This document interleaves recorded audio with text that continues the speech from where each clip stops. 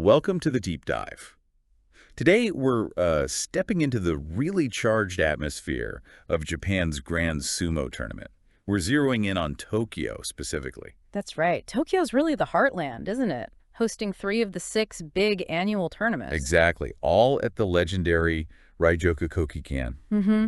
The home of sumo, really. And, to help us get our heads around how to actually experience this, we've been looking at a fantastic guide by Rob Dyer over the Real Japan website.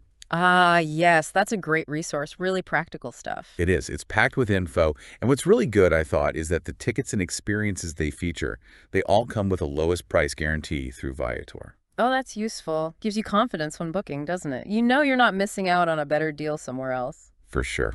So our mission today, basically, is to walk you through what you need to know, whether you're a total sumo newbie or you already follow it. Right, navigating the tickets, the seating, the different kinds of tours you can do. Yeah, all that. And look, there's a lot of detail here, maybe too much for just listening, so we really, really recommend checking out that website.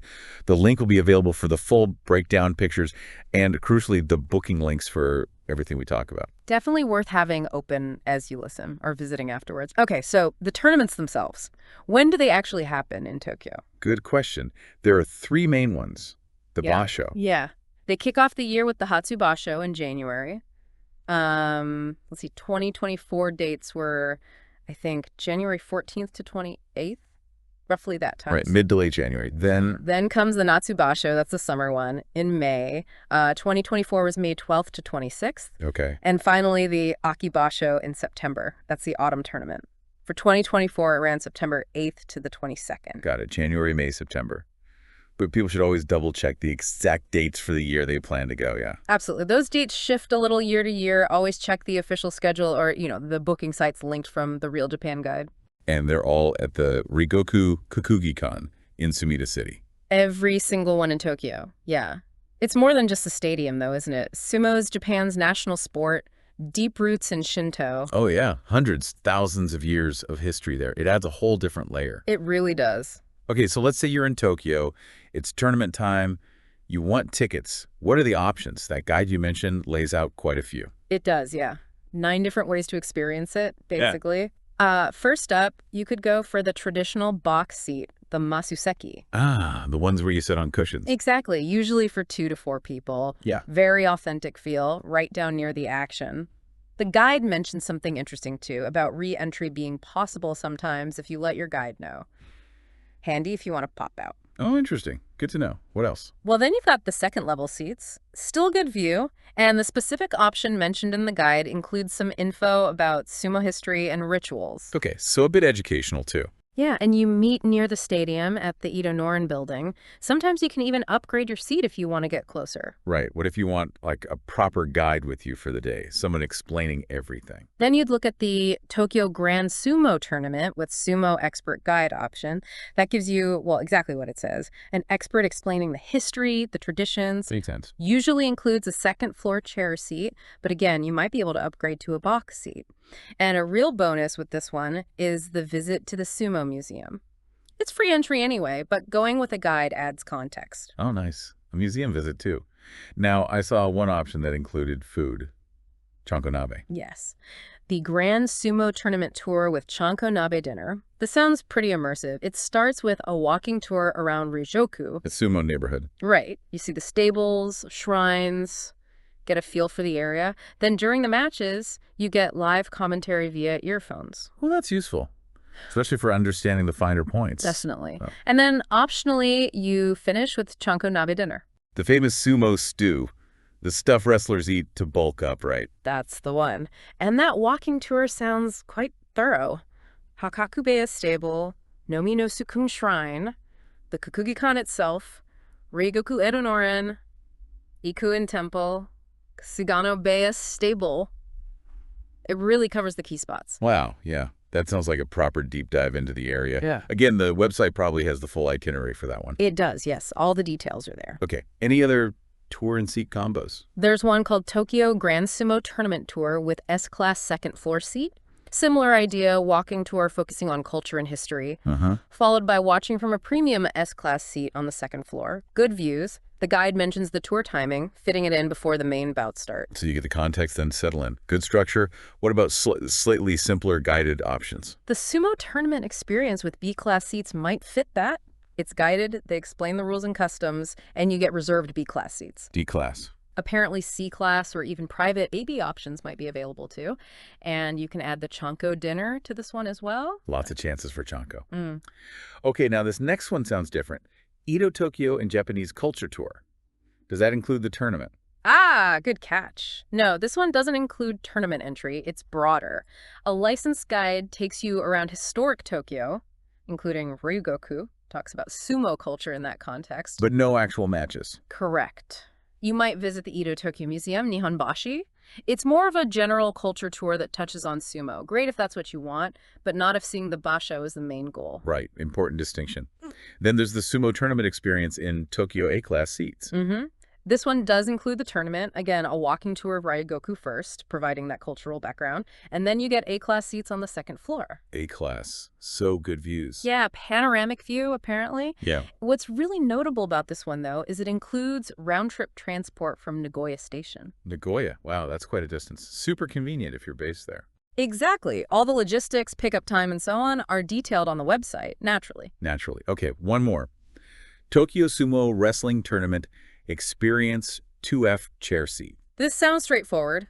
A guided tour of the Kokugikan Stadium itself and the area around it, learning about the culture, then watching from a second-floor chair seat. Meeting point at JR Ryogoku Station. Yep, very convenient. Again, the website has the full rundown, directions, what's included. Phew. Okay, so that's a lot of options, from just seats to guided tours, museum visits, dinners. Really something for everyone, depending on your interest level and budget. And just to hammer it home, all the specifics, the inclusions, timings, and those booking links with the lowest price guarantee, they're all laid out clearly on that Real Japan website.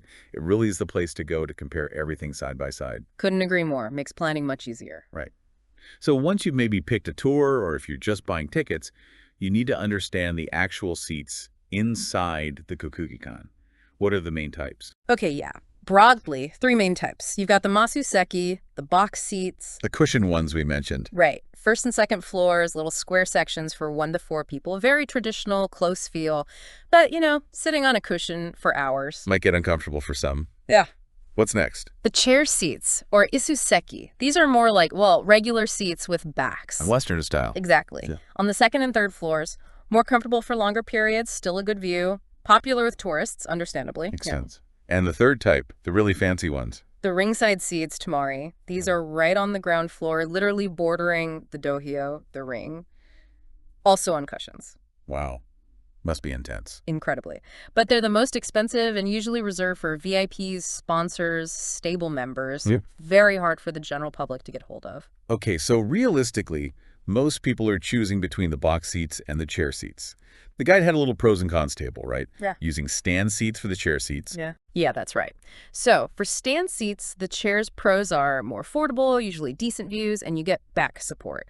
Cons, maybe less immersive, further from the ring itself. Okay, and the box seats, the masuseki. Pros, excellent closeness to the action, very traditional Japanese experience. Cons, sitting on cushions can be tough, and they can be harder to book, especially the good ones. Gotcha. And the VIP experiences, like some tours might offer. Well, the pros there are usually enhanced views, maybe some extra perks like hospitality, or sometimes even limited backstage access. The main con is simply the higher cost, maybe not the priority for a first-timer just wanting to see the matches. This is super helpful for figuring out what suits you.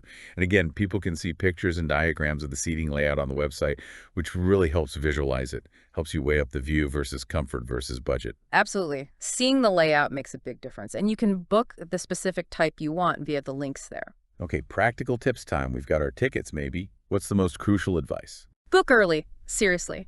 These tournaments are hugely popular. Tickets, especially the good seats, vanish really quickly. Don't wait. Got it. And think carefully about the seat type based on comfort and budget. Yeah, don't just grab the first thing you see. And like we said, using platforms like Viator, linked from the guide, gives you that lowest price guarantee peace of mind. Good point. When do tickets typically go on sale? Is there a general time frame? It's usually about a month or two before the tournament starts. The guide gives some examples from recent years. Like for January's basho, sales might open early December. For May, maybe early April. For September, early August. Okay, so roughly 6-8 weeks beforehand. Something like that, yeah. But those are just guidelines based on the past. Always check the official Sumo Association site or the booking platforms for the exact on-sale dates for the year you're interested in. The Real Japan site usually keeps that info updated too. Planning ahead is key then. What else should you consider when picking a seat, beyond just cost and comfort? Think about the view you want. Do you want that intense close-up feeling, even on a cushion, or a wider, maybe more strategic view from higher up in a chair?